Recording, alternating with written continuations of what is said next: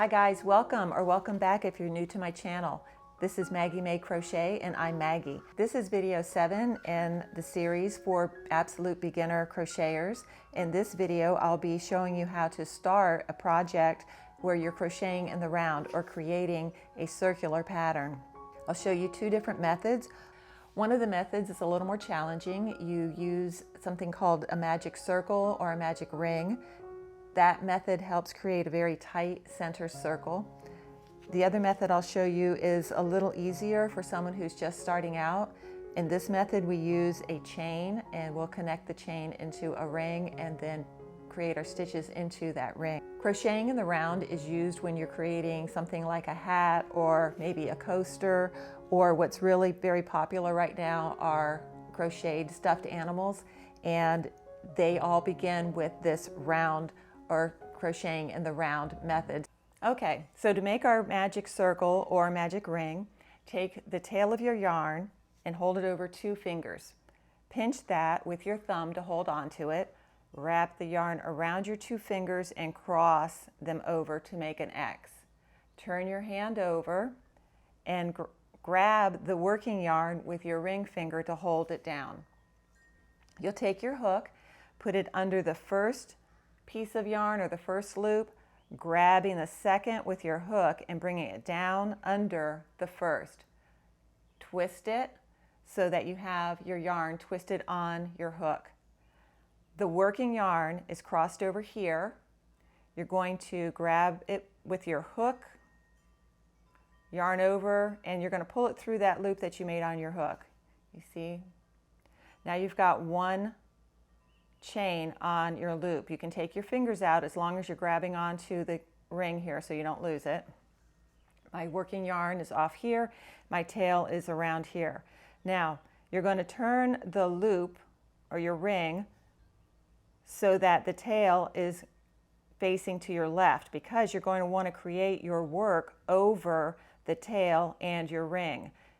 The tail is the important part in this because this is where we're going to pull to tighten our work to create a really tight center. So I'm going to create a series of double crochets. I've created 1 chain on my loop. I'm going to create a second since I'm making double crochets here.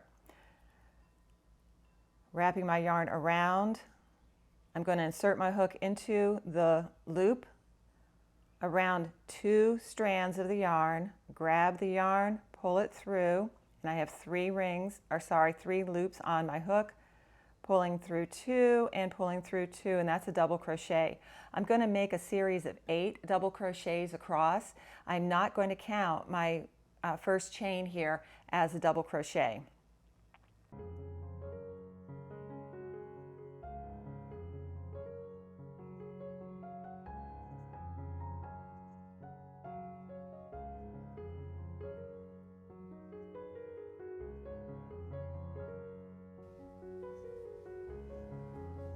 Okay, so I have 8 double crochets, and I'm going to count to make sure that I have 8 plus my turning chain that I created, the 2 chains here. So 1, 2, 3, 4, 5, 6, 7, and 8.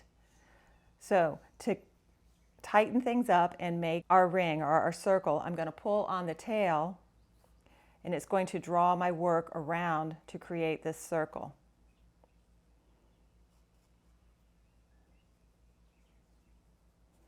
And you can see how tight that center is on my circle. Now to join them, I'm going to create a slip stitch into my first double crochet. I'm not counting the 2 chains that I created here, so I'm just going to put my hook under my first stitch of my first double crochet, and I'm creating a slip stitch. Okay, so there's a nice tight ring or tight circle. I'm going to go ahead and cut this because I want to create another to show you how that's going to work. Okay, that was the magic ring or the magic circle. Now the other way to do this, which is a little easier, I would say, especially for someone who's just learning how to crochet, oh, there we go, is to create a chain of, in this instance, I'm going to make 4, a chain of 4, and then join my chain and create my stitches within that chain. Now, I'm just using 4 chains to start for my example, but your patterns will tell you how to do that. Some stitches do want you to not have this tight center. For instance, if you were doing a granny square, that's part of the pattern, is to have a little bit of a hole in the center of your work. So it really just depends on what the look is that you're trying to create. Okay, so with this method, I'm going to create a chain of 4. 1, 2, 3, 4, and I'm going to join my chain to create a little circle here. To do that, I need to go into the first chain with my hook, remembering that this first slip knot doesn't count, so this is my first chain. I'm going to put it onto my hook, so I have 2 loops, and I'm going to create a slip stitch through by pulling my yarn through the first and the second. Now this can look like a real jumbled up mess of yarn here, so I'm going to bring the camera down a little closer so you can see what we're trying to do here. This is the tail. I'll pull this out of the way. Now, this is the top part of the chain here, and this is a part of a chain, and if you pull it apart like this, you can see a circle in the center. Let me try to pull this out a little bit for you. So if you lay it down, you can see the center of the ring that those chains created right in here. Don't get confused with all this space up here. That's just where our stitch is going into that first chain. This is actually the center of the ring that our chains created when we connected them. That's where we're going to be placing all of our stitches. Okay, so to do this, I'm going to chain up 2, like I did in the first example. And now I'm going to be placing all of my work into this center circle, not the top one, the center one, the second one down, the second hole that's created.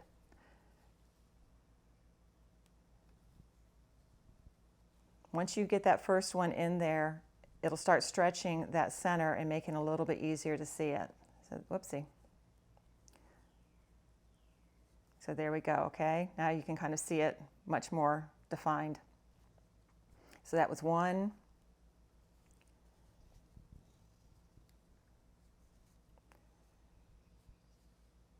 2,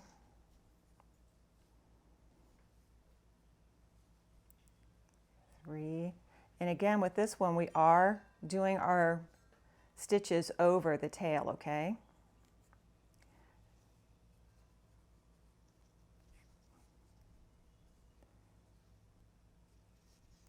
4, eesh.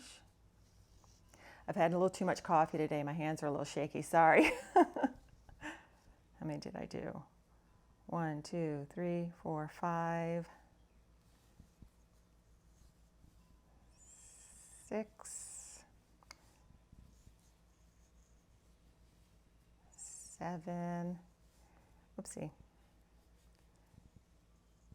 and 8.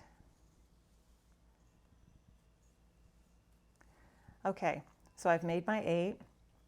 You can see how much larger this center is than the first one here, but we can fix that if we don't want this here. Now I'm going to join my ring, and to do that I am going to go into the first stitch of my double crochet, not these 2 chains that got me the height. I'm going into the first stitch of the double crochet up here, the V. If you'll remember how to find that V, if not, if you're not familiar with double crochets, I have a video on that. You can look back in the series. Gosh, I don't remember which video it is, but they're all titled and numbered, so you can look up double crochet. I'm going to pull through to create a slip stitch, the first part of that V, and then I'm coming through the loop that was on my hook.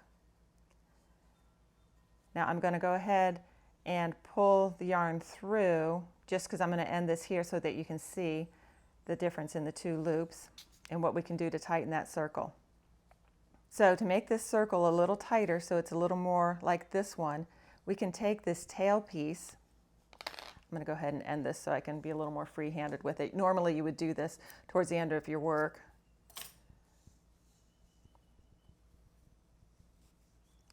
Okay. Now to tighten this up a little bit, I'm going to take the tail and I'm just going to pull it tightly, and it's going to cinch up my center. So you see how that's gone in there.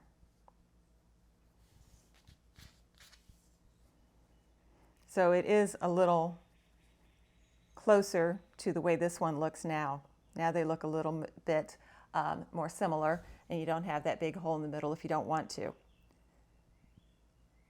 Okay, so that's two different methods to create the tight closed center. So in the next video, I'll show you how to add rows to your project so that you can create something like a coaster.